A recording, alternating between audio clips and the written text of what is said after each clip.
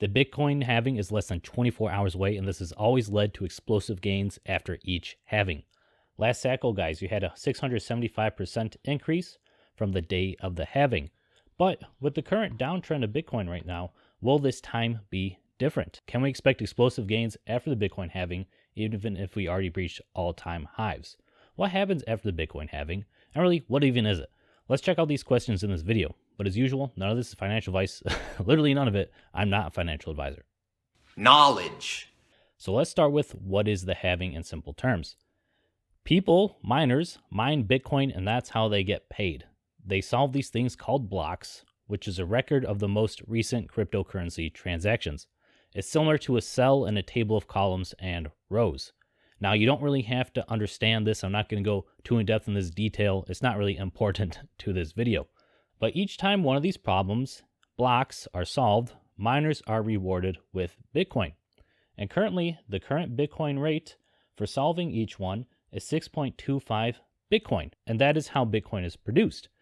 Now, in a couple of hours, 22 at the time of recording, this will be reduced to 3.125, so half. Now, currently on average, there are 900 Bitcoin produced per day due to these block rewards. But soon this is going to drop to 450 Bitcoin per day produced. So what is the point of this? What's the point of dropping the amount you can produce? Why would Bitcoin have this in its code to slowly drop the amount miners would be rewarded? Guys, it's really simple supply and demand. If there isn't as much supply and a lot of people want it, price goes up and vice versa. This is truly a scarce digital asset. And this is super important in the context of the ETFs in America because they just came out and they have been gobbling up Bitcoin like nothing else. At the time of recording, 532K of Bitcoin have been purchased from these 9 Bitcoin ETFs.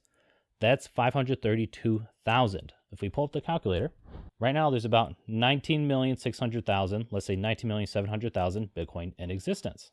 If we see how much Bitcoin is already eaten up, 503 divided by 19.7, there we go, times 100. We see already 2.7% of the total supply has been eaten up since these ETFs came out in early January. Almost 3% of the current supply has been gobbled up in a few months. That's absolutely nuts, guys. But if we go over to the chart, what has happened after each halving? If I zoom out, you can see I marked each halving with a line, and this is the halving that's about to occur. How many days does it take for the price to skyrocket it? If we go from November 28th to, let's say, till it really starts skyrocketing to this candle, you have about 50 days, 50 bars of sideways action. When we go to the next one, we actually have a really big dip from the halving. We actually have a really big dip after the halving of about 30%. And then it takes it, let's say about to this point, 161 bars to really go parabolic. That's when it really starts to increase. So you have 50, 161 days. And then the last time we had a halving, there was a long time of sideways. Sure, there's a little increase, but it traveled sideways for about 161 days as well. So on average, it's going to be about 160 days for any increased price movement, except for the first time. And then we saw one dip after the halving in 2016. So it doesn't go parabolic immediately. So I know a lot of you are going to be disappointed and be like, why is it just chopping sideways or chopping downwards? It takes time. It takes time to go up. Sure, we had this run up, but then it just fell back down, so I didn't count it. Okay?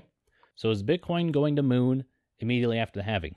Probably not. We have historically have not seen that, but we also haven't seen a higher high before the halving either. I really just do think that is because of the ETF inflows. So the question is, how high do we go from here? Did we already hit the peak and that's it? If we look at each historical halving, it kind of goes down by a factor of 3, and I'll explain that. So we go from this candle to about the high. We had about 100x, right? Absolutely nuts. If we go to the next halving, go off that candle, go to there, we have about a 30x. So 100 divided by 3 is 33.33333, but close enough for a factor of 3. So we had 100, we have 30. Then if we look from the last halving to the peak, it was almost a 7x. Now, yes, 30 divided by 3 is 10. This isn't exact science, guys. It's just an estimation. So if we go off an estimation of it's about a third of what it is each time, if we take 7 divided by 3, we're going to get 2.5. If you want to be more conservative, we can use 2 and get a general price range for the peak. So if we have a current price of 62,000, let's just say 500, 500 times 2, we have the bottom, we have an estimation of 125,000, or if we do 62,500 times 2.5, we have an estimation of 156,000. And back in the day, I said I'm expecting anywhere from $100,000 to $150,000 Bitcoin. So far, it still seems to hold true. And guys, I think conservatively, we go anywhere from 100 to 150K. Now, if you like Plan B, if you ever seen his stock to flow model, he's assuming a $500,000 Bitcoin this cycle, which is really some great hopium for major gains. But I personally don't believe about anything is possible, so I'm not going to hold my breath against it. So I think over the long term, we definitely go up. Over the next year, high likelihood we're going up, guys, the next year and a half or whatever. But is this a sell the news event as I'm seeing online? In my opinion, I mean, not really. If the news is already being sold, if we already had a peak, and we're down what? Like 16, 20%? Isn't the news kind of already sold?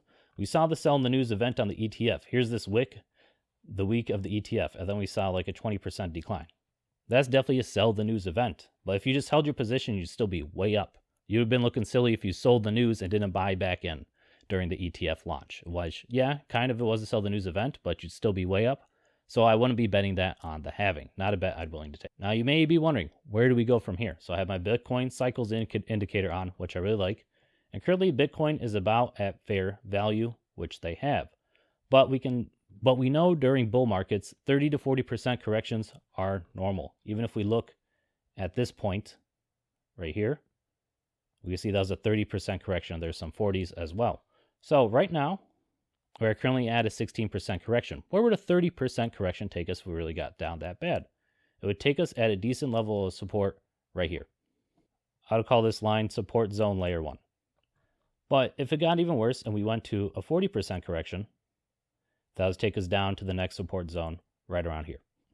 In my opinion, the Bitcoin cycles indicator has been working very well. As you can see, it's been bouncing off the lines and rejecting off these lines nicely. So if we do break the fair market value according to this model, my personal opinion of worst case scenario is about this 52,000 range. This support line, we could go down lower, test this other resistance area. That is possible. I'm not discounting it. But if it does come out of this area, I am definitely loading up many bags, many altcoins, just loading up at this zone if it comes in between these two. Please remember, 30 to 40% corrections are normal even during a bull market. So don't freak out. So what's my plan right now with our current dip of about 20%? I'm just going to continue to DCA with the money I make from my job. And I'm currently looking at an indicator I like to use to see when it flips positive to enter a bull trend again. I'll be taking on a small leverage position using BITX, which unfortunately I just found out about. I don't know how I missed on a 2x leverage Bitcoin's future ETF. Now, if you're a little scared to be holding a lot of crypto during this volatility, check out how you can trade it easily using a profitable trading bot right here. Peace.